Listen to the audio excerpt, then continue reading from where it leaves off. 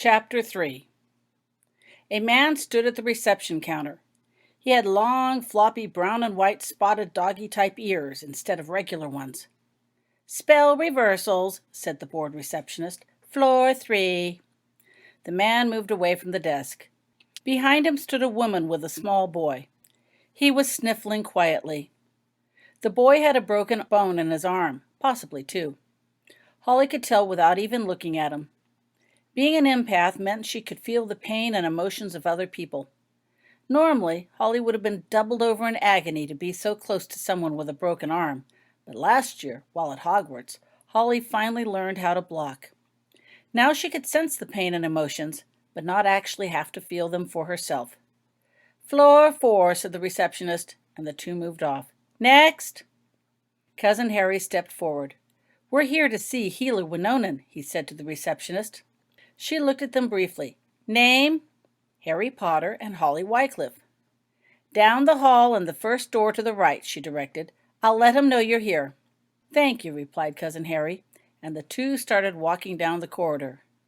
They walked into the room on the right. Inside the room was a chair and a small pallet. Harry sat in the chair and Holly jumped onto the pallet, holding her bag on her lap. She looked curiously around. Shelves full of colorful, odd-shaped bottles and flasks lined the room. In one corner stood a couple of old, dusty brooms. A portrait of a matronly lady with dark brown hair hung on the back wall. The lady's long hair was braided and twisted into a bun on top of her head. She was dressed in Middle Ages-style clothing, standing amidst the room with a table full of vials and potion bottles. The lady in the portrait looked down curiously at the two of them.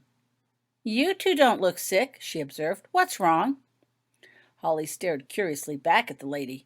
It still seemed unusual to her for portraits to be moving, let alone talking.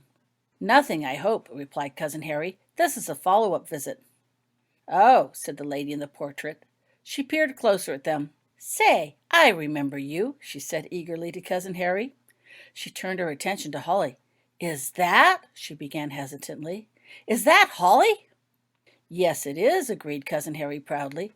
"My goodness," the lady said happily. "You were nothing but skin and bones the last time I saw you. Literally.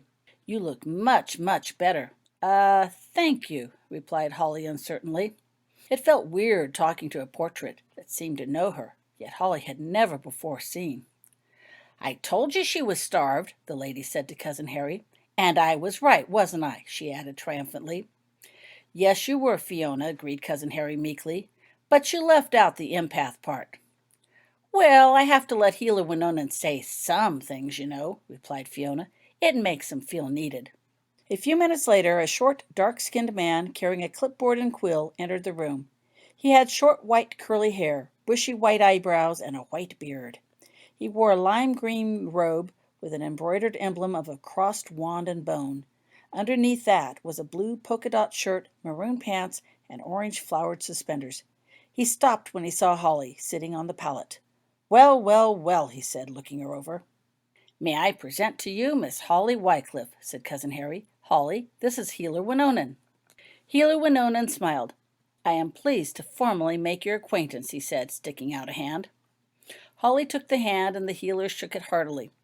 "I must say," he continued, "that you have made a most spectacular recovery." "Thank you, sir," said Holly, "and, thank you for saving my life." "My pleasure, believe me," replied Healer Winonan. "It's not often I can make such a," he paused, "dramatic difference." Holly flushed. "Now," continued Healer Winonan, putting down his clipboard, "let's take a look at you." He gestured for Holly to stand up. Holly handed her bag to Cousin Harry to hold and got off the pallet. Using various magical tools and instruments, Healer Winonan proceeded to weigh and measure Holly. The quill moved rapidly on its own, writing down his words, recording both her growth and development. "I understand you can block now," he said conversationally. "Yes, sir," replied Holly. "Well then," he said, putting away some of his tools, "let's see what you can do." Healer Winonan drew out his wand. "Are you blocking right now?" he inquired. Yes," Holly replied. She blocked regularly now. It was easier than trying to deal with unexpected emotions. "Could you lower your block, please?" Holly hesitated. Keeping her block had become almost second nature. She'd had lots of practice over the summer, and was reluctant to experience the emotional onslaught that came without it. "It'll be okay," encouraged Hila Winonan gently. "Trust him," added Fiona from her painting. Hila Winonan watched carefully while Holly closed her eyes and focused on lowering her block. At the same time, she mentally braced herself for the inevitable increase of emotions she would feel. She knew she wouldn't feel much from Cousin Harry. His emotions were usually a bare whisper, but Hila Winonan and his emotions were unknown as whatever else she might feel from the rest of the hospital. "Well, what do you feel?" asked Hila Winonan after a moment. To her surprise, Holly only felt the whisper of Cousin Harry and the added, stronger presence of Hila Winonan. Holly opened her eyes. "I can only feel you and Cousin Harry," she replied wonderingly. "Surely there were lots of people at this hospital. But aren't there more people here?" "Of course there are," replied Hila Winonan, noting Holly's expression of surprise. "But I had this room fixed especially for your visit," he explained, smiling. "It was my idea," added Fiona proudly. "Now, if you would turn around, please." Holly turned so she faced the wall. "Can you feel this?" Hila Winonan asked. "Of course," replied Holly easily. "You're poking your right wrist." "And this? That's Cousin Harry's left shoulder, and I hope you're not going to poke me somewhere next," Holly added. "Those pokes can hurt." Hila Winonan laughed. "I see I shall have to try something a bit more challenging for you," he said. "Why don't you turn around and put this on?" He handed Holly a blindfold. "This time, when you feel one of us get poked, I want you to say who and point the direction. Do you think you can do that?" "Yes, sir," replied Holly confidently while putting on the blindfold. She'd had lots of practice determining direction last year. "Ready?" came the voice of Hila Winonan. "Yes." "Now, no helping," came the disgruntled voice of Fiona. "I wasn't planning to." "Then let's begin." Holly felt a pinprick. "That's Cousin Harry," she said, and whirled to point at the direction from which it came. Then she felt another. "Hila Winonan," said Holly confidently. She pointed her arm in a new direction. Then it was Hila Winonan from a totally new location. Holly didn't know how Cousin Harry and Hila Winonan managed to move around so quickly and quietly, but they did. Some pinpricks were sharper than others, but from each she was easily able to determine the person and get a direction. After a particularly soft pinprick, Holly heard an exclamation from Fiona. "Ooh, that was a good one," Fiona said. That was weird. Her voice sounded so faint and distant. Fiona's painting should have been right behind her. Holly lifted her blindfold and looked for Fiona. To her amazement, the room had expanded to the size of a football field. Cousin Harry and Hila Winonan were flying about her on broomsticks. That's how they had moved so fast and silently from place to place. It was strange seeing grown-ups flying around on broomsticks. "I told you not to help," admonished Hila Winonan from across the room. "I didn't help," protested Fiona loudly. Hila Winonan was quite a distance away. "Well, you shouldn't have said anything either," the healer complained loudly. "I couldn't help it," Fiona shouted back. "It was an impressive call." "Humph!" snorted Hila Winonan. Both he and Cousin Harry pulled their brooms to a stop in front of Holly and got off. Cousin Harry had a smile on his face and a sense of euphoria about him. Holly could tell he had enjoyed flying around her. She remembered Cousin Harry was supposed to have been quite a good Quidditch player at one time. "Well, as long as you've got the blindfold off," Hila Winonan said grudgingly to Holly, "I have one more test for you." He took the broom from Cousin Harry. Holding both brooms with one hand, he pointed his wand to one of the very far walls and shouted, "Accio!" From the shelves in the distance floated out a pink ribbon with bright yellow stripes down the middle. It flew through the air, coming to a stop in front of Hila Winonan. Hila Winonan then directed the ribbon towards Cousin Harry. It floated gently, landing on Cousin Harry's arm above the elbow. Hila Winonan flicked his wrist, and the ribbon quickly wrapped itself around Cousin Harry's arm, constricting tighter and tighter, until Holly could tell it was quite painful. "Hey!" said Cousin Harry in surprise, looking down at his arm. "Don't worry," assured Hila Winonan. "This won't be for long, and it's all in a good cause." "Easy for you to say," muttered Cousin Harry, fighting the urge to rub his arm and take the thing off. "What do you want?" "When I give the word, I want you to walk in a straight line away from Holly while I count off the distance." Hila Winonan turned to Holly. "Let me know when you no longer feel Mr. Potter, okay?" "Yes, sir." "Ready?" Holly nodded. Begin. Cousin Harry started walking, his arm aching with every step. Hila Winonan called off the distances as Harry reached the lines that had already been placed on the floor at equal intervals. 1 meter, 5 meters, 10. I can't feel him any more, said Holly suddenly after he had walked some distance away. Hold it, called out Hila Winonan to Cousin Harry. Cousin Harry stopped and turned around. The two looked at him standing in the distance. That is pretty much your range, said Winonan to Holly quietly. No doubt it would be different with muggles or behind walls. It will probably change, of course, as you mature or with practice. From now on, when you feel something, try to gauge the distance as well. Holly nodded. Now, I want you to raise your block again, directed Hila Winonan. Holly closed her eyes a few seconds and then opened them again. Are you blocking? He asked her. Yes, sir, she answered quietly. Can you feel Mr. Potter? No, sir, not at all, came the reply. Winonan placed his wand to his throat and he spoke up so Cousin Harry could easily hear him. When I give the command, I want you to start walking slowly back, Mr. Potter. Hila Winonan turned to Holly. Let me know when you can feel him again. Holly nodded. Begin now, he said to Cousin Harry. Cousin Harry began walking back. The two watched as he drew closer and closer. Finally, Holly said, I can feel him now. Cousin Harry stopped and stood still. He was scarcely a meter away. Just barely, added Holly to Hila Winonan. I mean, I know he's there and he hurts, but I don't feel the pain anymore. She suspected the distance would be even less if Cousin Harry weren't hurting so. He was always a very quiet presence, even when she couldn't block. Lucky you, muttered Cousin Harry. He walked a few more steps forward until he was next to the two. His face was pale and his left hand had a strange purple cast to it. Can I get this thing off before I lose my arm? Yes, of course, replied Hila Winonan calmly. He waved his wand briefly, and the pink ribbon swiftly unwrapped itself and hung mid-air in front of Cousin Harry. Harry immediately started to rub his arm to restore circulation. With a second swish of the wand, the room shrank back to its original size. Hila Winonan plucked the ribbon out of the air and put it back on the shelf. Then he picked up a spoon and a small gray flask. He unstoppered the flask and poured out some muddy, black-looking goo into the spoon. Here, he said, handing the spoon to Cousin Harry. Take this, he commanded. It should make you feel better. Obediently, Cousin Harry put the spoon in his mouth and swallowed. He immediately started gagging. How come she gets potions that taste like lemon custard? Referring to the potion Holly had received from Winonan the previous year. And I get this, Harry sputtered when he could talk again. Different potion, explained Hila Winonan calmly while corking the flask and replacing it on the shelf. Besides, added Fiona, happy to again be able to join the conversation, you're not 11 years old. Do you have any idea how hard it is to get a child to take a potion that tastes bad?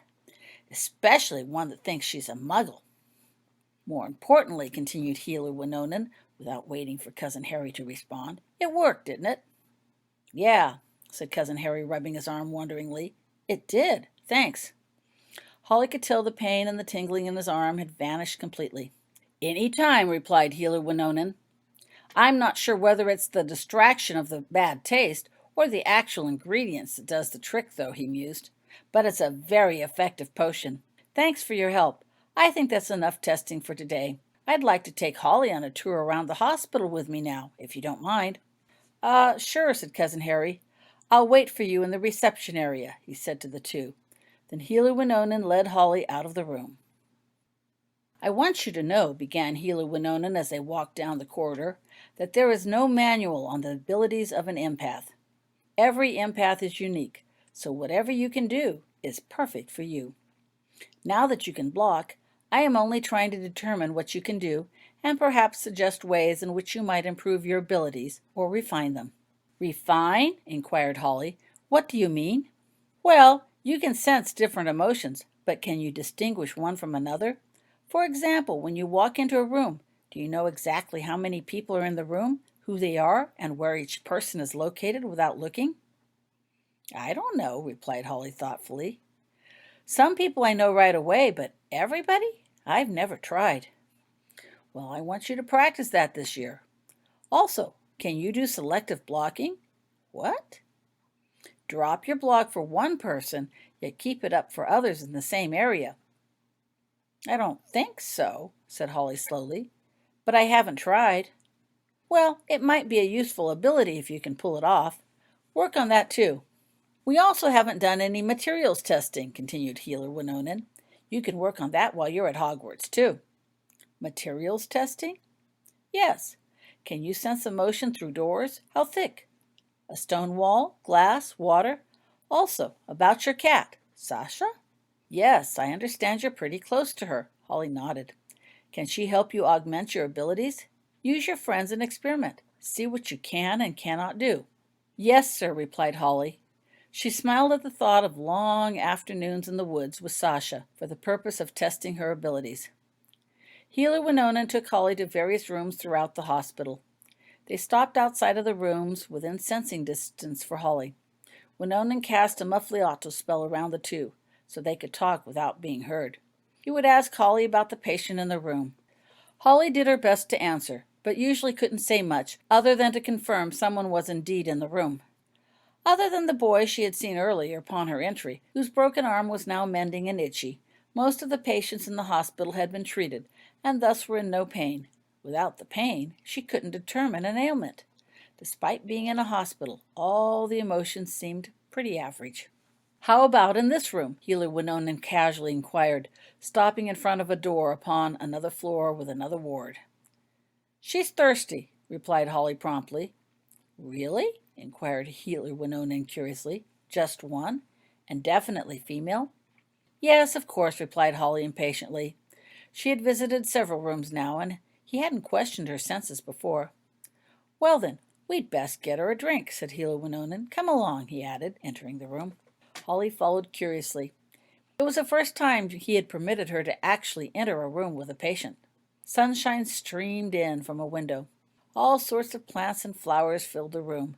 Soft music played in the background. Hello, Alice, said Healer Winonan cheerfully as he made his way through the plants, stopping at an elderly lady with short gray hair sitting in a hospital bed. I understand you're thirsty. Let's get you something to drink. Holly followed Healer Winonan to the woman, casually brushing aside flowers and leaves, glancing around the room in the process, and froze. There had been two people in the room, not one. She hadn't felt the other person at all. Holly moved to the second person. It was an elderly man, sitting in a bed next to the woman. He was looking straight ahead in the direction of some plants. Holly stared at him, searching for some sort of emotional presence. Was he real? The Tom Riddle last year had looked real, but Holly hadn't sensed a thing, and he turned out to be some sort of projection. Slowly, Holly put out a finger and touched this man. She could feel him. He was real, but she couldn't sense him at all. Cautiously, Holly dropped her block. Maybe his presence was so quiet she just hadn't been able to read it. Immediately, the emotional presence of Healer Winonan and the thirst of the lady became much stronger. She could also sense others outside the room. But of the man, Holly sensed nothing at all. Abruptly, the thirst of the lady stopped, and Holly could not sense her at all either. Holly whirled around and looked. Yes, the lady was still there. Healer Winonan was setting down a glass half filled with water. How do they do it? Holly asked Healer Winonan. Do what? He asked, plumping a pillow from behind the lady's head. He reached into her drawer and pulled out a packet of gum and handed it to the lady. Her hands clutched at it, unseeing, and her fingers started to unfold the outer wrapping. There's nothing there, explained Holly, staring at the lady. Even with my block down, I can sense no emotion at all. How do they do that?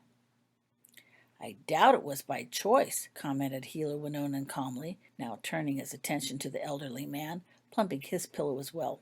Holly colored. Forgive me, she said. Is that why they're in the hospital? What happened? Healer Winonan thought a bit before speaking. I expect you've heard of you-know-who by now, haven't you? He said slowly. Yes. Holly knew he was referring to Lord Voldemort, a powerful wizard that had almost taken over the whole wizard world before being defeated by her cousin, Harry Potter. Well, Winonan continued, this was the result of extensive use of the Cruciatus curse by one of his followers. Holly paled. She'd experienced the Cruciatus curse once. It had been used on the person next to her when she didn't know how to block. She couldn't imagine anything worse. "That's horrible," she said with feeling. "Yes," agreed Hila Winonan. "I'm rather interested you sensed anything at all," he continued. "Frank," he said to the elderly man, "I'd like to borrow your arm for a bit." He lifted one of Frank's arms gently and produced a sharp-looking pin. Then Hila Winonan pressed the pin into the skin of the arm. He didn't push so hard that he broke the skin, just enough that it could be felt. "Do you feel that?" he asked Holly. "Yes," she replied softly. She could sense the pain of the pin clearly. Hila Winonan removed the pin. "And now?" "No, nothing," said Holly. "Interesting." Hila Winonan set the man's arm gently back down. "Thank you, Frank." "What does it mean?" "I have no idea," replied Hila Winonan, straightening. "But it's more than we knew before. Perhaps someday we'll know enough to help them." The door opened and a nurse poked her head into the room. "May I speak with you a minute?" she said to Hila Winonan. Hila Winonan nodded. He looked over at Holly. "Would you excuse me, please?" he said to Holly. Holly nodded, and Hila Winonan walked out of the room. Left alone with them, Holly looked closer at the two people. They looked vaguely familiar. Hello," said Holly. "My name is Holly Wycliffe." What did one say to someone who didn't respond and perhaps didn't even know she was there in the first place? The lady had finished unwrapping the piece of gum and held the wrapper in one hand as if not knowing what to do with it. The gum had fallen unnoticed in her lap. "Your name is Alice," added Holly, reaching down and gently taking the wrapper from Alice's fingers and picking up the gum. Holly didn't know what to do with them, so she pulled open the drawer and placed both gum and wrapper inside. Then she opened the drawer further to get out another piece of gum. There was a framed photograph in the drawer. Holly glanced briefly at it and stopped. The bottom of the photograph had a signature on it that read, "Love, Neville." Holly opened the drawer further and looked at the photo. It was of a tall young man, smiling, waving and receiving an award of some sort. Holly recognized the person. It was Professor Longbottom. Of course! That's why the two looked familiar. They looked like Professor Longbottom, and they looked like themselves. They looked so young! Rose's voice last year echoed in Holly's mind. Rose had been commenting on people in a photo of the Order of the Phoenix. Holly had assumed Professor Longbottom's parents had died along with all of Lord Voldemort's other victims, never realizing something else entirely different might have happened to them. The door opened and Hila Winonan returned. Hastily, Holly grabbed the gum and shut the drawer. She placed the gum in Alice's hands and looked up at Hila Winonan. "I think we have a diagnostic case that would be perfectly suited to your abilities," said Hila Winonan with a smile. "Would you like to give it a try?" I guess so," said Holly. "Then come with me." Holly followed Hila Winonan back to the diagnostic room. Inside the room, they found a woman busily bouncing a baby. The baby had bright red hair and a face to match. He was crying unhappily. "What's up with Jimmy?" asked Hila Winonan cheerfully. "He won't stop crying," replied the woman, sounding worn and frazzled. "I've tried everything. I've fed him, burped him, changed him, walked him, flown him, and then done it all again, and again, and again. Nothing seems to work." "Let me take him," said Hila Winonan, reaching for the baby. The woman handed over Jimmy, who continued to cry loudly. "Thanks," she said gratefully, shaking out her arms and stretching. "When did all this begin?" Hila Winonan asked, looking Jimmy over carefully. "Well," began the lady, "it was right after breakfast. I set Jimmy down to crawl a bit while I cleaned up the morning dishes, and all of a sudden he started crying and wouldn't stop." She looked over at Holly curiously. "This is Miss Wycliffe," said Hila Winonan, noting the lady's questioning look. He started to bounce Jimmy gently, but Jimmy continued to cry. "Miss Wycliffe, this is Mrs. Timmins." Holly nodded in acknowledgement. "Miss Wycliffe," continued Hila Winonan, "is an empath. I thought she might help us figure out what was troubling Jimmy." Mrs. Timmins took a greater interest in Holly, looking at her hopefully. "I hope so," she said over the sound of the crying. "I'm at my wits' end." "Miss Wycliffe," instructed Hila Winonan, "if you would lower your block now, please." He glanced up at the portrait on the wall. "Now, no helping, Fiona," he admonished. "Let's see if Miss Wycliffe can do it on her own." "Very well," snorted Fiona, and stood back with her hands on her hips. "I don't much like crying babies anyway." Holly lowered her block and opened her eyes, indicating she was ready. "Now," inquired Hila Winonan, "what do you feel?" What did she feel? Well, the mother was not only tired, she was positively exhausted. And the baby? "Well, Jimmy's pretty upset," replied Holly uncertainly. "We can tell that," said Hila Winonan patiently. Holly blushed. Of course they could tell that. "Get more specific," instructed Hila Winonan. "Is she hot?" No. "Cold?" "No." "Wet?" "No." "Hungry?" "No." "But his tummy, it doesn't feel quite right." "In what way? Can you describe it? What do you feel?" "It's kind of like a hard knot in my chest, his chest, that won't go away." "Where?" asked Hila Winonan, holding out Jimmy. "Point to where it hurts," he directed. Here." Holly pointed high up on Jimmy's chest near his throat. Hila Winonan shifted Jimmy's position, holding him more upright. Suddenly, Holly burped. A big, loud burp. Holly colored. "That wasn't me," she began, embarrassed. One didn't just burp in public. "I mean, it was me, but it wasn't me. It was Jimmy." Jimmy had burped at exactly the same time. "Did the burp make things better?" asked Hila Winonan. Yes. I mean, no," replied Holly, puzzled. "That lump is just there again." Hila Winonan put Jimmy on his shoulder and burped him again. "That better?" he inquired. This time Holly was ready, and it was only Jimmy who burped. "Well, yes, but no," said Holly, confused. "It's still there."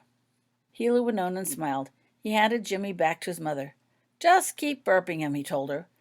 "I think I know what the problem is. Tell me," he inquired conversationally while Mrs. Timmons burped Jimmy again, "did you and your family happen to be shopping at Diagon Alley recently?" Hila Winonan reached for a small pink flask. "Well, yes, of course," replied Mrs. Timmons, burping Jimmy yet again. "They all had their sales this week." "And did you happen to visit Weasley's?" Hila Winonan poured out some green potion onto a small baby-sized spoon. "Of course," exclaimed Mrs. Timmons. "You can't get out of Diagon Alley without a visit there. I had to watch Danny and Kevin like a hawk while in there," she added, remembering. "They'd have bought out the whole store if I let them." Jimmy gave out another loud burp. "Well," said Hila Winonan, "I think one of your boys managed to get a box of Bertie Bott's Forever Burping Belly Beans." He held the spoon to Jimmy's lips, dropping the potion down his throat the next time Jimmy opened his mouth to cry. "No," said Mrs. Timmons, scandalized. "And I think Jimmy managed to eat one of them." "Is that better?" he inquired of Holly. Holly closed her eyes, concentrating. "Yes, much better." Jimmy quit crying. "He's terribly tired now," added Holly. "He should be after all that crying," said Mrs. Timmons, settling Jimmy into a more comfortable position so he could sleep. "Thank you so much. Those boys are going to be in so much trouble when I get back home." "Make us stop by Weasley's first and pick up the remedy on the way home," advised Hila Winonan, "and then give your home a thorough sweeping to see if any other beans have accidentally fallen to the floor." "Forget the sweeping," interjected Fiona. "You need to get yourself some rest while Jimmy is asleep. You look like you could use it. You can always sweep later." "That's true," agreed Mrs. Timmons. "I am a bit tired. I best be going. Thank you, all of you," she said, glancing around the room. "No problem," said Hila Winonan, smiling. "Any time," added Fiona importantly. "I'm glad I could help," said Holly, suddenly feeling very shy. She backed away and let Mrs. Timmons and Jimmy, who was already sound asleep in her arms, leave the room. "You did that very well," Hila Winonan pronounced sincerely to Holly when the door had closed. "All I did was say what I felt," disagreed Holly. "You figured out what was wrong and what to do about it." "But he couldn't have done that without your help," said Fiona proudly. "Babies are very difficult to diagnose because they can't talk and tell you how they feel." Hila Winonan patted Holly lightly on the shoulders. "What do you say we go find Mr. Potter? I think he's been waiting long enough." Holly nodded, and the two left the room. They found Cousin Harry sitting in the reception area with an open magazine in hand. He looked up at their arrival and set down the magazine. "All ready?" he asked, grabbing the bag with Sasha and standing up. Holly nodded and walked with Hila Winonan over to join him. "That's quite a remarkable cousin you have here," commented Hila Winonan to Cousin Harry. "I know," replied Cousin Harry, while handing the bag with the cat to Holly. Holly could sense a tingle of pride as he spoke. "Thanks for seeing her," he added, offering his hand to Healer Winonan. Holly snuck her hand into her bag with Sasha and quickly gave Sasha a couple strokes while the adults spoke. "Any time," replied Healer Winonan, shaking Harry's hand. "Bring her by again when you can." "I'll be sure to. Goodbye for now." Harry took Holly's free hand and led her towards the exit. "I got to help a baby," Holly excitedly said to Cousin Harry as they walked. "You did?" "Uh-huh. He was really little and couldn't tell them what was wrong, so I did." "That's terrific." They walked through the exit and found themselves outside on the sidewalk. Cousin Harry pulled out his taxi card and handed it to Holly. "You want to call for Stan?" he asked her.